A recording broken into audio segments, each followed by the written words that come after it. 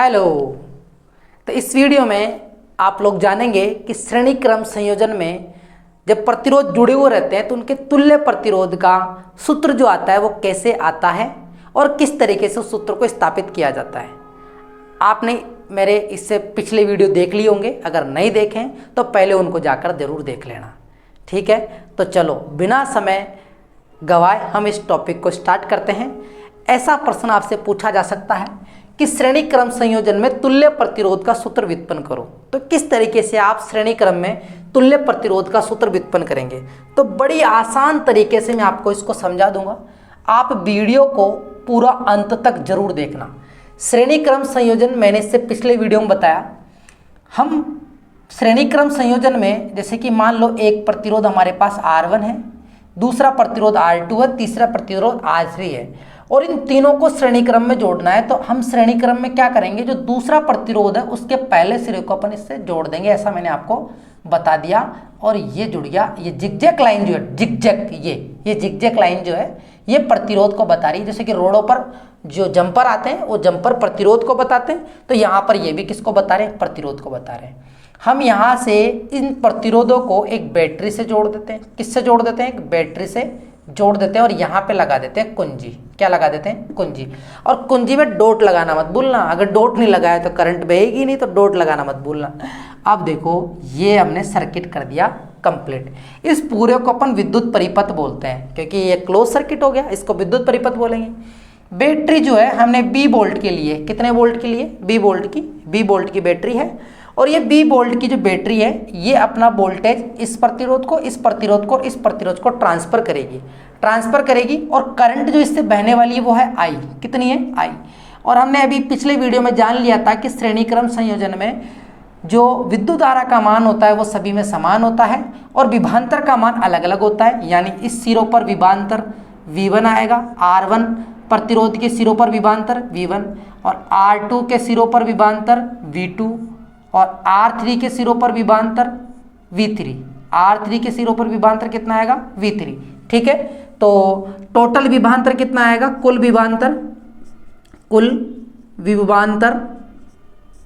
V बराबर होगा V1 plus V2 plus V3 कुल, क्योंकि ये V तो बटा है यहाँ पे, V1 V2 V3 ये तो कुल, ये बढ़ गया V1 plus V2 plus V3 ये बढ़ गया।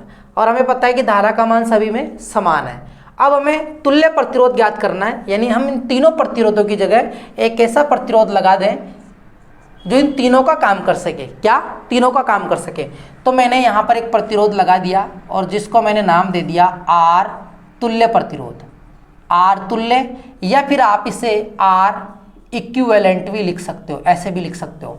और इसको हमने एक बैटरी से जोड़ दिया, ये बैटरी जोड़ दिया। ठीक है, इसको आप सेल समझोगे, मैं यहाँ पे बैटरी बना देता हूँ, ये हो गई बैटरी। क्या हो गई ये, बैटरी। ठीक है, और ये नेगेटिव सिरा, ये पॉजिटिव और ये नेगेटिव।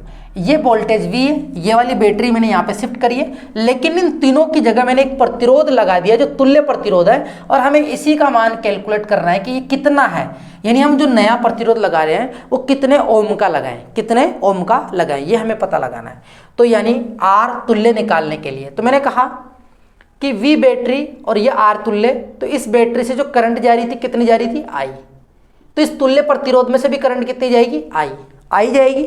तो ओम के नियम से, किसके नियम से, ओम के नियम से, ओम के नियम से V बराबर क्या होगा, IR।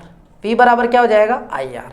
ठीक है, यानी यहां पर V बराबर IR, लेकिन यहां पर R क्या है, तुल्य, तो आप यहां पे R लिखेंगे तुल्य प्रतिरोध।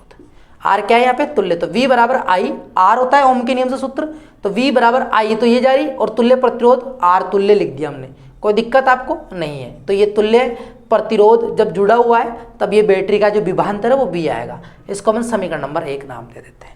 ठीक है, अब देखो यहाँ V बराबर V1 plus V2 plus V3 दे रखा है। V1 का मान कैलकुलेट करते हैं। सबसे पहले V1 का मान कितना आएगा, तो ओम का नियम जो है, ओम का नियम आप अभी मैंने यूज किया, ओम का नियम V बराबर IR होता है। कितना होता है, V बराबर IR। तो यहाँ पर V1 बराबर क्या हो जाएगा, धारा कितनी जा रही है इस प्रतिरोध में से, I। प्रतिरोध कितना है इसका, R1, तो V1 बराबर क्या आ जाएगा, IR1। इसी प्रकार V2 जो आएगा वो भी IR2 आएगा और V3 जो आएगा वो भी क्या आएगा, IR3 आएगा, क्योंकि धारा का मान सभी में समान है, यहाँ पर भी समान है। तो हम क्या करते हैं, इसको समीकरण नंबर 2 नाम दे देते हैं। क्या नाम दे देते हैं इसे, समीकरण नंबर 2। ठीक है, अब क्या करने वाले हम, समीकरण नंबर 1 और 2 जो है इसका उपयोग करते हुए हम यहाँ पे लिखेंगे। तो यहाँ पे हम लिख देंगे समीकरण नंबर 1 व 2 से समीकरण नंबर 1 से v का मान अपन यहाँ पे रखेंगे। v बराबर क्या आएगा, IR तुल्य बराबर v1 का मान क्या रखेंगे, IR1 प्लस v2 का मान क्या रखेंगे, IR2, v3 का मान क्या रखेंगे, IR3। रख दिया सभी ने, रख दिया। रखने के बाद में देखिए इसमें से क्या कॉमन आ रहा है, I कॉमन आ रहा है, I कॉमन ले लेंगे, R1 plus R2 plus R3। ठीक, इधर क्या है, IR तुल्य। अब बताओ ये गुणा में आई है तो इसका भाग लगाएंगे तो इससे ये कट जाएगा, तो इसका मतलब R तुल्य का मान कितना आ गया, R1 plus R2 plus R3। तो R तुल्य प्रतिरोध का मान हम निकाल सकते हैं, R1 plus R2 plus R3। और यही मान मैंने आपको पहले ही बता दिया था कि तुल्य प्रतिरोध का जो मान आएगा वो R1 plus R2 plus R3 आएगा। तो तुल्य प्रतिरोध का सूत्र व्युत्पन्न कर लिया। अगर ऐसा प्रश्न आता है तो आपको इस तरीके से करना है, पहले आपको इक्विवेलेंट प्रतिरोध का परिपथ चित्र बनाना है, वहाँ से आप B का मान निकालेंगे, फिर अलग अलग विभवांतरों का मान ज्ञात करेंगे ओम के नियम से और उन सभी को उठा के यहाँ पे रख देंगे। इस तरीके से तुल्य प्रतिरोध का मान आ जाएगा। तो आपको कैसा लगा वीडियो कमेंट बॉक्स में ज़रूर बताना।